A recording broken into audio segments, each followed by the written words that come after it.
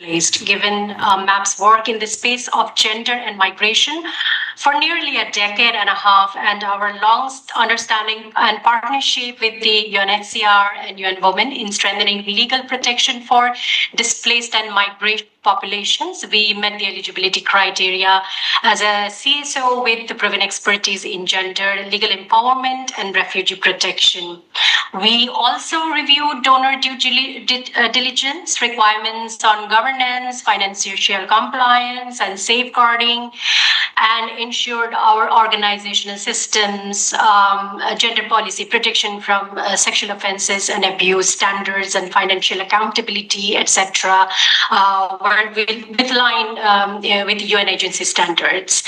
So our eligibility was also validated through the informal consultation with the UN Women and UNHCR to confirm both programmatic and relevance and operational feasibility in the proposed region. So during developing our own applications, we kept in mind certain areas like identification of beneficiaries, partners in the region that we wanted to work with.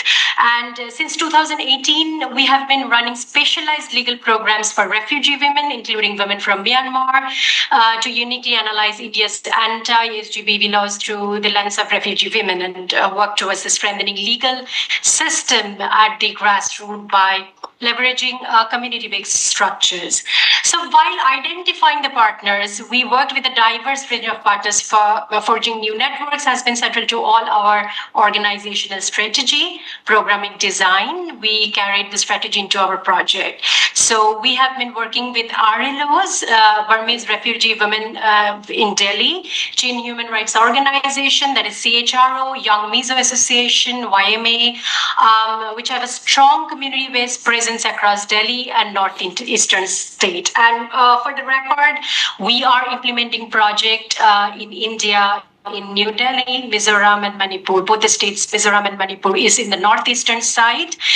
And while keeping the mind in the project goal, we also decided the project strategy was shaped by nearly 15 years of our experience in grassroots legal assistance and support, drawing on a proven theory of change that links community empowerment with systemic reform. In developing the strategy, we identified key leverage points to build inclusive and responsive legal system.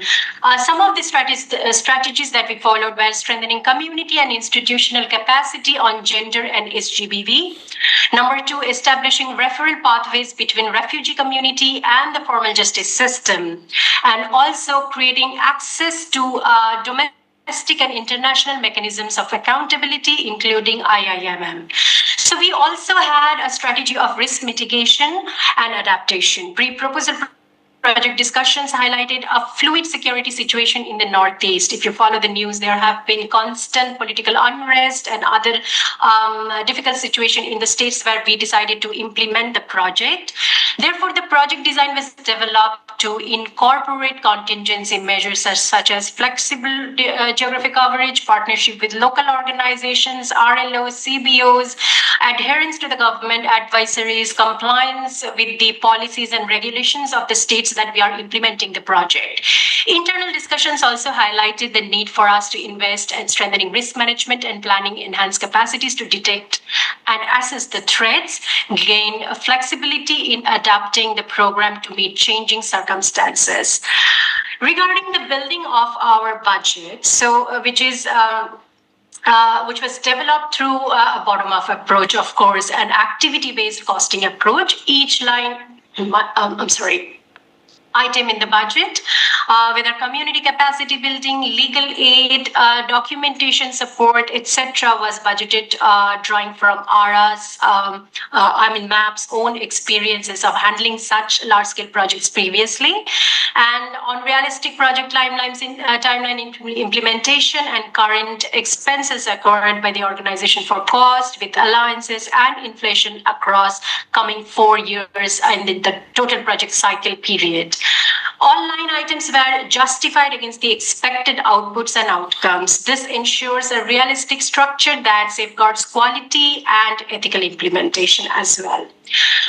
The personnel cost reflects the project's need for specialized gender training staff. Similarly, since it forms a critical component of the program, a dedicated portion was embarked on the community-based structures, local partners, RLO capacity building and training to ensure community ownership and sustainability.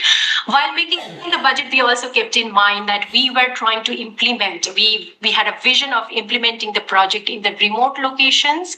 So the stock risk mitigations, the travel, we kept such things, the realistic stuff in our mind that this may offer much more experience and expenses. So yes, that were some of the things that we kept in mind while preparing the budget. What we think of how our application was successful was based on a couple of things like strong alignment with the donor priorities. We, as we explained earlier, we read thoroughly the UN government's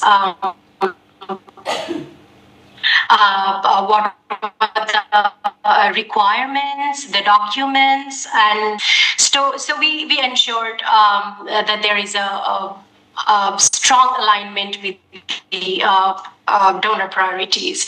Evidence-based project design, IMM foundings, ensuring credibility and urgency. We kept in mind the survival-led approach. Rather than viewing protection as a short-term relief, the project positioned refugee women as an agent of their own change and peace builders, offering a survival-centric, forward-looking lens that bridged the gap between humanitarian and justice work.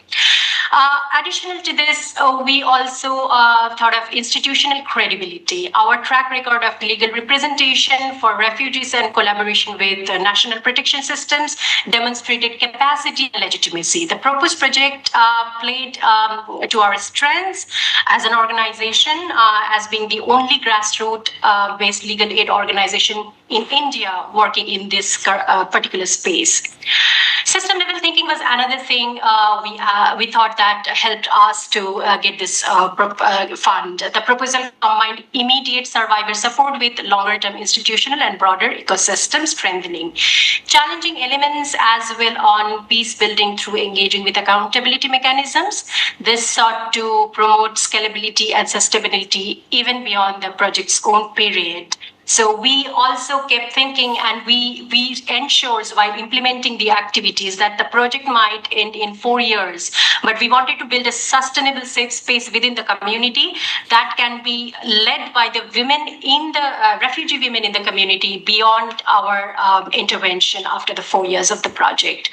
Lastly, the ground of the proposal in the field realities, it is critical to engage directly with affected communities and frontline organizations. Their rights not only make the proposal relevant, but also ethically grounded. We engage partners early, build the proposals collaboratively with beneficiaries. We tried our best in this area and implemented partners, UN agencies, and local networks. And we had a flexibility in unprecedented context or emergency settings, disability design for adaptability, and outing contingency plans and ethical safeguarding upfront. So these are some of the things that we kept in mind while we applied for the project, and that's why we think this helped us a lot in getting the fund. And we also wanted to highlight one more thing. I think that at the end of first year, since we got this last year, and this November we will be ending the first year of the project, we will review our budget accordingly. And So this is another flexibility that is helping us, that the budget is amendable. So a couple of things, when we prepared the proposal and the budget, things have been changing constantly. And I think this is, we also understood, since there was a political unrest at these areas and the current shift in the societal and cultural area. So we we understood while implementing the activities that there is a lot of change in the ground from when we had built this proposal and got this proposal.